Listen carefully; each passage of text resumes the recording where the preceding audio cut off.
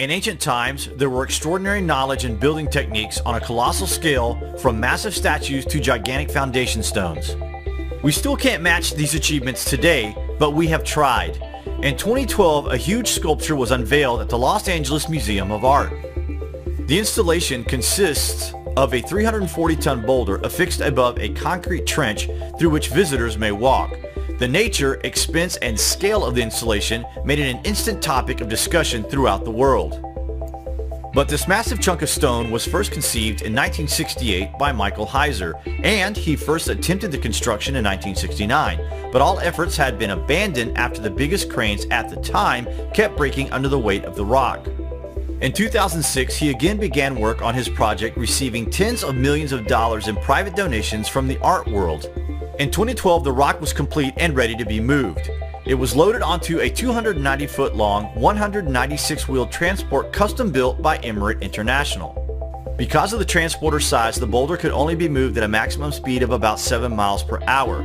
They had to travel a special 106-mile route through 22 cities and 4 counties in order to avoid overpasses and roads that could not support the weight of the boulder. The rock was wrapped in a high thread count Egyptian cotton sheets and an outer layer of super thick plastic before being loaded onto the transporter. The trip took 11 days and the stone is a 340-ton boulder. So now you guys are thinking, yeah, so what? Great achievement, but what's your point? The point that we are making here, guys, is that at 340 tons, the rock is nothing but a pebble compared to the biggest carved stones of ancient times. Carved stones of 500, 700, 900 tons are found in their thousands all over the world. So if it was extremely difficult to move a stone weighing a fraction of the weight of the ancient stones, then the question has to be, how on earth was it done? Just wait till you hear this. At number 6, the Axum Stela, also known as the Obelisk of Axum. This huge obelisk is thought to have fallen around the 4th century. Now fully restored in Axum in Ethiopia and weighing about 500 tons, it is a true marvel for that region. Dating back at least 2,000 years BC, the carving, construction, and the eventual raising of this piece is absolutely astonishing and is one of the heaviest stone carvings from ancient times. But it is nowhere near the heaviest objects, as it is light years away from any of the others we're about to mention. Number 5 on our list, Solomon's Temple. The largest stone at the Western Wall stone from the Western Wall Tunnel is estimated at 11.625 meters long and weighs between 700 and 900 tons. The wall had an original height of from 70 to 140 feet. In places, it is built from bottom to top of large squared stones, beveled at the edges and varying between 97.5 centimeters and 1.8 meters in height. The stones are laid without cement. The longest until now discovered measures 11.625 meters in length. The massiveness of the work is on par with the Egyptian pyramids, and the perfection of the cutting and fitting of the stone is as equal.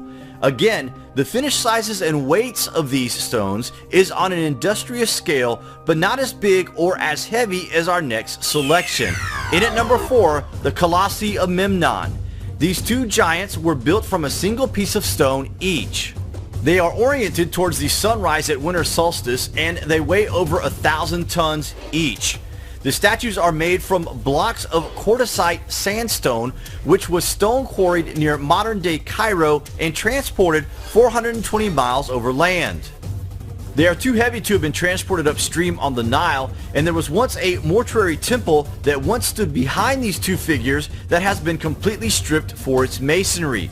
It is not surprising that the occasional eyebrows are raised about the past concerning the extent of the masonry skills used in ancient times. Not only were the structures superior in a visionary capacity, but also in precision, design, and execution. Ancient people in this region of the world heralded a time of extraordinary achievement. It was the age of the pyramid builders, when some of the largest and most sophisticated structures of all time were built, including the last remaining 7 wonders of the ancient world. The true age of most of these sites predates 12,000 years and built by a completely lost civilization that appears to have spread all across the globe. Although apparently spontaneous, the technology underlying these huge constructions was built on a foundation of science and mathematics, which in turn has provided us with traces of their manufacturing processes, which are proving totally astonishing. cuts and holes on hundreds of stones, indicating that the ancients drilled into granite with a feed rate that was 500 times greater and deeper per revolution of that of the most powerful modern day tools. In at number 3 on our list, the Ramesseum Colossus. Although only fragments of the base and torso remain of this massive statue, it would have weighed in at 1,300 tons. In front of the ruins is the base of the Colossus. On the granite Colossus's shoulders is an inscription describing Ramses as the Sun Prince. These inscriptions were added during the reign of Ramses, but the actual site itself is actually thousands of years older. The statue fell into the second court and the head and torso remain there, but the other broken pieces are in museums all over the world. Only fragments of the base and torso remain of the Colossus statue, which would have stood 19 meters high and weighed at least 1,300 tons. The stone for the statue was transported 170 miles overland from Aswan to Thebes. This would have once been the largest statue in the world. Number 2, the Stone of the South.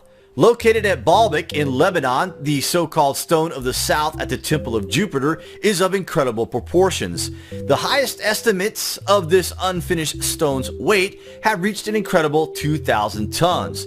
3 other smaller stones under the grand terrace of the temple itself are also estimated to weigh from between 750 and 1,000 tons each.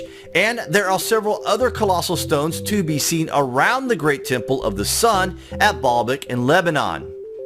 There is even a rumor that an even bigger piece of stone weighing closer to 3,000 tons has been discovered, but we were unable to confirm this. The stones were cut from red granite, with the largest, the Stone of the South, still attached to the bedrock. All the large stones used for the Temple of the Sun at Baalbek were quarried from the same location and taken over half a mile uphill to build the Great Temple. Crazy, right? Dragging stones weighing upwards of 2,000 tons each uphill? Is that even possible? And number 1 on our list, the unfinished obelisk. This gigantic obelisk would have stood an incredible 42 meters high and weighed over 2,700 tons when complete. This incredible stone is more than twice the size of any known obelisk ever raised, and quarrymen apparently abandoned the obelisk when natural fractures appeared in its side. However, the stone, still attached to bedrock, gives important clues to how the ancients quarried granite. Much of the red granite used for ancient temples and colossi came from quarries in the Aswan area 500 miles south of Cairo. The unfinished obelisk still lies where a crack was discovered as it was hewn from the rock. This is disputably the largest stone ever quarried and certainly on par with the unfinished stone at Baalbek, Lebanon. This obelisk would have been taller than anything ever raised. The discovery of this obelisk and several others in their unfinished states allows us to see how they were made, but not what tools were used, which remains a complete mystery. Does it not just completely boggle your mind that we struggle to move a rock with modern technology a fraction the size of the 6 we have mentioned here? We think the ancient world was not as primitive as we're being led to believe. We may not have the answers, but at least we have the questions. Oh, by the way, we have one more selection for you guys on our list. You could call this the bonus selection for all of our subscribers who take the time to watch our videos right through. Okay, so we have already had number 1, but we thought this video would not be complete without a notable surprise. So the real heaviest monolith of the ancient world is in fact almost 17 tons and is near 10 times as heavy as any other monolith from the ancient world. Wait till you hear this. This is the true largest monolith in the world, Yangshan Stele Base. Stele Base is an unfinished construction from the Ming Empire located near Nanjing, China. Its estimated weight is approximately 16,800 tons. Yes, you heard that correctly, 16,800 tons. That means the Stele Base is heavier than all of our previous selections combined and then some. The gigantic unfinished Stele Base that was abandoned in an ancient Chinese quarry could provide the answer to the question of how other monolithic stone blocks were made in other parts of the world. In scope and ambition, the Stele project stands alone as the greatest undertaking humankind has ever attempted. The size and weight is almost unimaginable. It is heavier than 8 statues of Liberty combined, and the purpose for which this stone was being quarried for is an absolute mystery. This stone is not as old as the other selections, but further investigation by experts is required. This is one of those sites that is not popularized yet, guys, so remember the name Yangshan Stele Base, and remember where you heard about it first. It is one of these sites on Earth that, if properly investigated and understood, then it could change our understanding of how these megastones were carved and moved. So there you have it, the heaviest stones on the planet that we know of as carved by humans. We may not understand completely how ancient people achieved this, but no one can deny the existence of these colossal undertakings. We hope you have enjoyed our selection here, guys. Thanks for watching, and remember, the ways by which we arrive at knowledge are hardly less wonderful than the discoveries of these things themselves.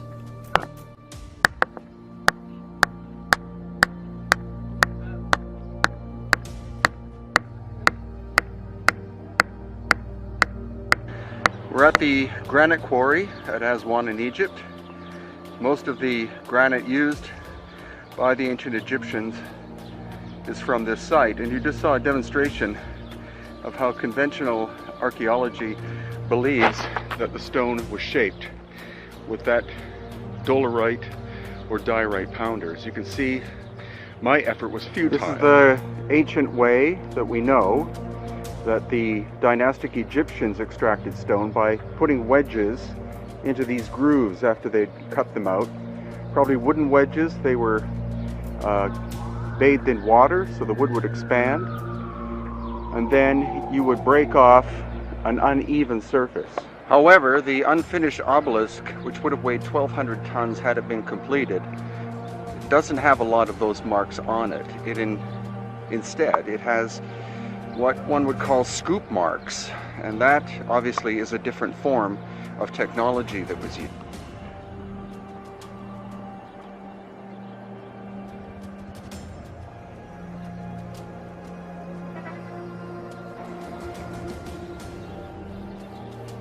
Well, here we are again at the Aswan Quarry, where we have the famous unfinished obelisk, and that is different stories about the cracks that we see on the surface. There's supposedly an attempt during dynastic times to cut this, but I think these marks here are modern cuts. But for sure that there were modern earthquakes that did this. This is not the reason they stopped this. The crack, as you know, because you went in there last year, is on the underside. So they're undercutting this with every intention of raising it, and they find there's a natural crack on the underside. So they know it will not go to resonance, so they left it. And there's our Egyptologist and tour guide, Muhammad Ibrahim, has said it appears that this could have been pre-cataclysmic, that they were doing this work and the cataclysm could have stopped the work. And we'll have definite proof of that when we go to the other obelisk in the back, that it was not cracked. There was no reason for them to leave it there. They should have finished it, and it just stops immediately. We believe that was the cataclysm that stopped the work here. So it's not only a question of trying to use stone balls to release this 1,200-ton obelisk from its mother stone, but the other question is, how would you move it? Exactly. That's even major. You'd have to lift it out, take it down. So here's your sense of scale. This is our Kemet School group, and this is the obelisk.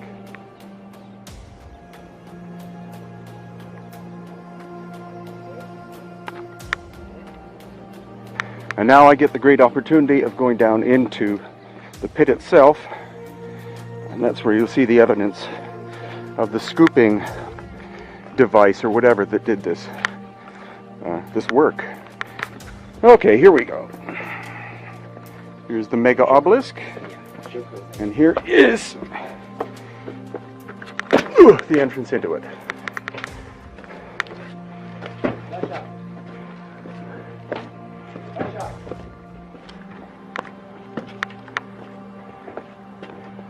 So these obelisks were most likely resonance devices, energetic devices, which each one was a specific size because it was tuned to a specific frequency. But the reason why this obelisk was abandoned before it was finished is because once they had dug down to this point, they found this massive crack in it, and therefore it wasn't going to be of the proportions that they wanted, so they basically gave up on it. It wouldn't go to resonance. That's the key. It would not go to resonance if there's a crack in it. Right. And here we have feeble attempts of later people trying to recycle the stone. They gave up after about 2 inches. I actually think this is a modern cut. As Muhammad said, in modern times they've been trying to cut this in half, and they gave up at this point. Yeah. So again, sense of scale, this is only about a quarter of the size of the unfinished obelisk.